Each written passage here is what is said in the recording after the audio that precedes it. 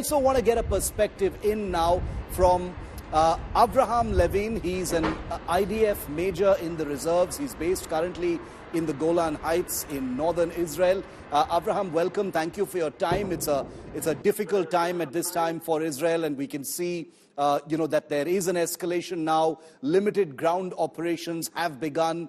Northern Israel is, of course, on target at this time. Can you give us your sense, as a major in the reserves, of what the current situation is right now? We've seen some images over the last 12 hours, Avraham, of Israeli troops conducting limited, ground operations into southern Lebanon.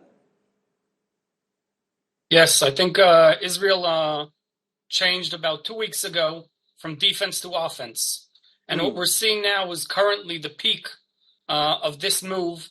And Israel has begun an invasion, in your words.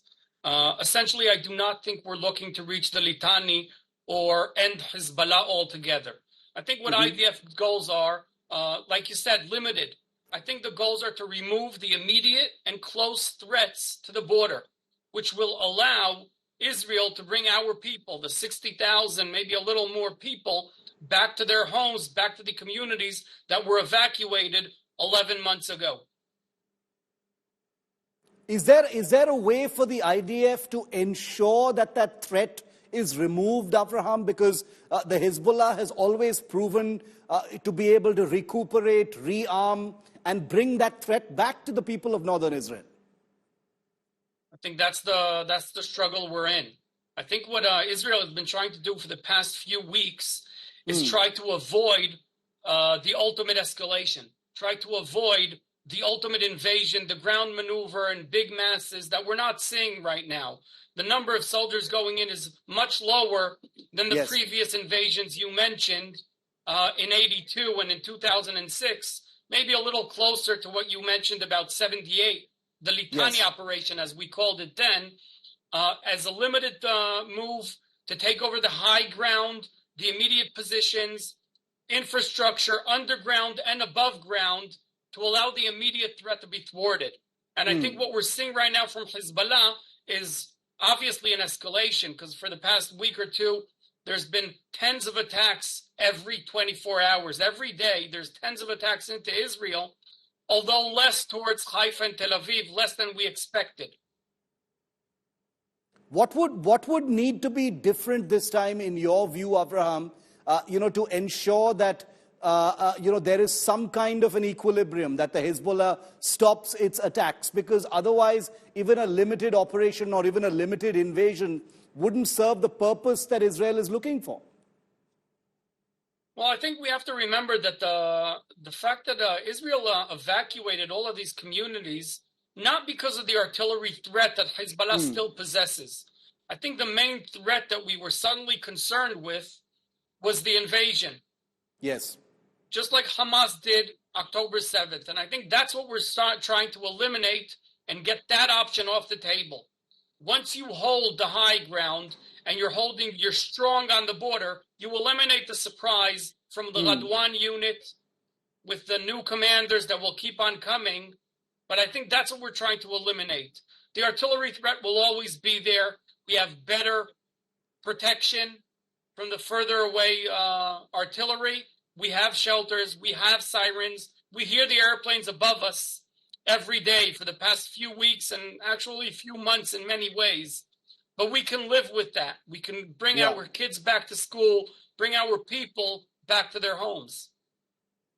Do you see, Iran, which has so far operated largely through its proxies, effectively through the Hezbollah as well, do you see Iran at some point in the near future, with this kind of an escalation in southern Lebanon, becoming more directly involved, or do you think it will still only operate using the Houthis and the Hezbollah? Well, I think Iran has more tools than we usually remember.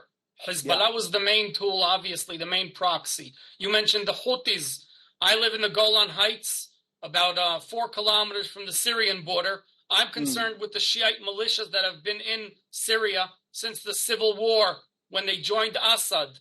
I'm concerned with the Houthis. I'm concerned with Hamas in Lebanon and in the south till we finish it. the threat is still there. Will Iran retaliate directly?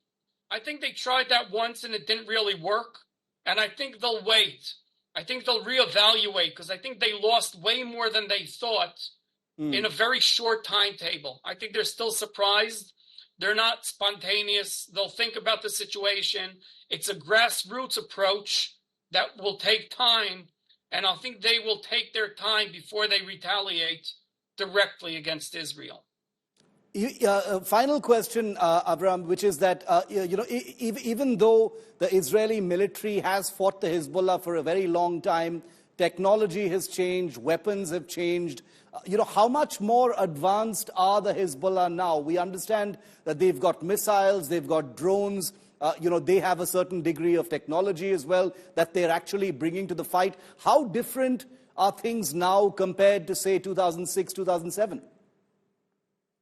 Well, I think both armies have changed, extremely changed. Yeah. I think Hezbollah has been focusing on the artillery threat and the Radwan unit, as well as infrastructure.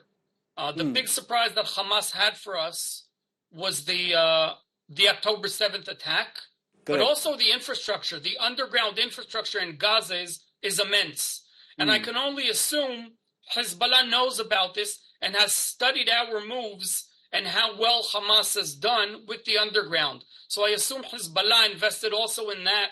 And Alma Center wrote several articles about exploding tunnels, long-range strategic tunnels, and short-range tunnels to get closer and closer to the border. That's the threat that we're focused on right now.